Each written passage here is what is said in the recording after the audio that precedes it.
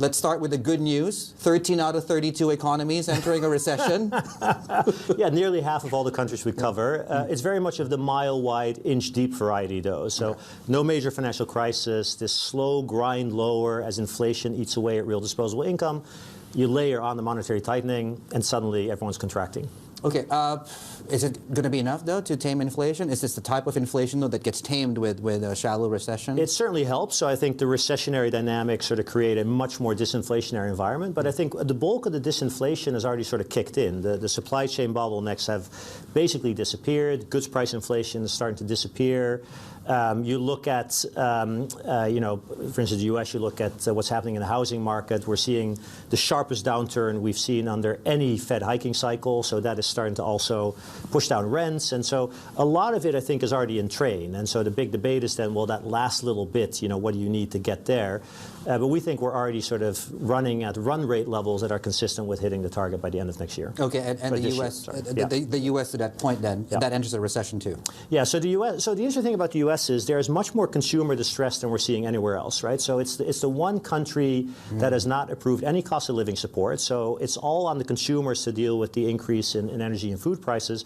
And so you're just seeing lots of distress. So you're seeing the excess savings stock being run down at a $1 trillion annualized rate.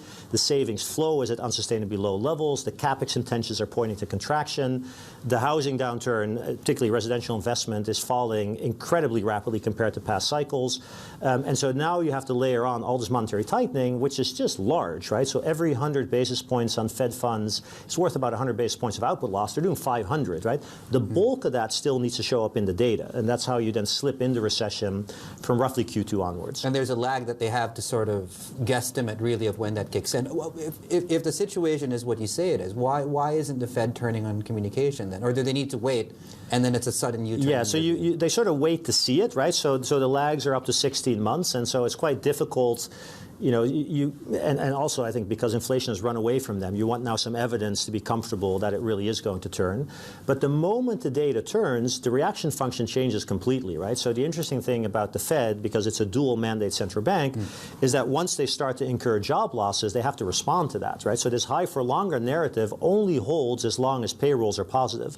The moment payrolls are negative, then they start to reverse the excess tightening. There's only one instance the last 40 years where they have incurred more than one month of job losses before they cut. When you look at wage growth, though, it doesn't seem to be playing ball just yet. Does that turn also almost overnight? It's starting to play ball. So the 3-month annualized rate in Friday's report was about 4.1. If you take the year and year, it's 4.6. You're just getting into a more mature phase of the labor market where everyone was a job switcher early on. Now everyone's a job stayer. You're negotiating with your own employer. It's a bit more difficult to get a wage increase. But the other thing is that as you're going into this recessionary environment, the pricing power evaporates. So even if wages get stuck at sort of 4.5%, the ability to price that on sort of goes down, and it's actually profitability that takes the hit. Before we move on to other parts of the world, I want to talk to you about Europe in a second here. Do you think they cut this year, or is that still a next year story? No, so we think they cut this year. We think the first cut is in July. Now, initially, that is just really? That's just them pulling forward their own forecast, right? They have those cuts next year, right? Okay. Contingent. So the difference between the Fed and us is that they think we end the year with a core PCE inflation rate of 3.5. That's right. We're at 2.1, right? So that is a massive difference. And of course, if you gave our forecast to the Fed, they would have a very different reaction function, right? So that explains that difference. But no, so initially it is just sort of saying, look, we're well into restrictive territory. So once we see the evidence of that working, the labor market cooling, inflation coming down, we can start to reverse some of the excess tightening. That's the initial sort of phase, that sort of second half of this year. You start to unwind some of that. You don't really become fully accommodative until you get to early 2024, which is when we think unemployment is going to 5.5%, 1.7 million people lose their job, and then they go all the way back to 125. But that's for next year. That's not yet this year. That seems to be almost a buy treasuries at the moment. I mean, do I buy treasuries or do I buy euro bonds? It's a question. Do they pivot ahead of the ECB? No, you buy treasuries and certainly versus euro bonds because I think they do pivot before the ECB. I think the December meeting was a bit of a shock in terms of its degree of hawkishness. So there's a real risk here that the ECB is hiking, to the middle of the year. We think the Fed has got 2 more meetings and then they're done. And what's the risk with the ECB then? If the base case is mid-year, does that get brought forward too? So I think the ECB is different in the sense that they have a different type of inflation problem, right? It is very one-dimensional. It's all energy. It could resurge at the end of the year. And the other difference is they're a single mandate central bank. So even if we're in a weak environment, the only thing that really matters for the ECB ultimately is the landing zone. If the landing zone is above 2, they can't ease, right? Okay. And so I think at this stage, the problem is inflation is sort of still near these peaks. You can't stop. And so we've got at least 100 basis points, I think, to go on their hiking cycle, potentially more.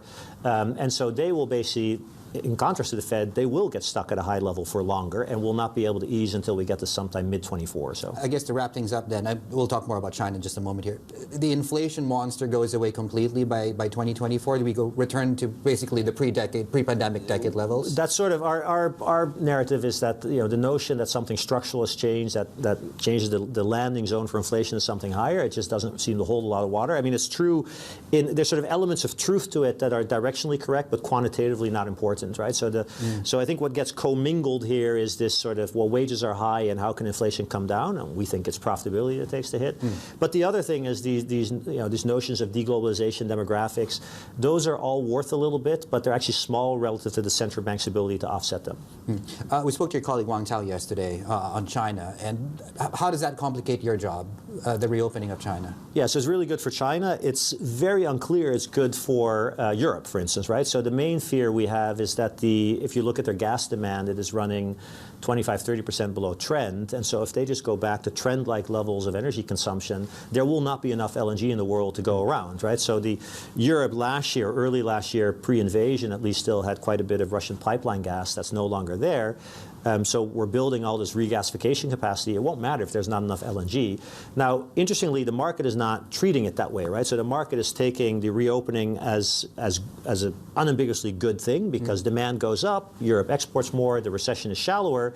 The worry is as you get to next winter, we revisit this whole energy uncertainty and the rationing risk, and then the business confidence again turns down, you have a double-dip recession. So now what the market is doing is trading the first-order effect before worrying about the second-order effect, which makes sense because who knows what happens 12 months from now. Yeah, and I mean, arguably, we didn't have the China equation, part of the equation to deal with up until 2–3 months ago, right? Last question, what's the wild card for you? What's one thing that you had the least degree of confidence on that? If that changes, everything else sort of goes out the window. Yeah, no, so look, we could just be hit by new inflation shocks, right, and then everything changes, right? So our whole outlook hinges really on sustaining this disinflationary environment, getting into the recession, which is actually better, I think, for markets than not going into recession because you get all the central bank relief.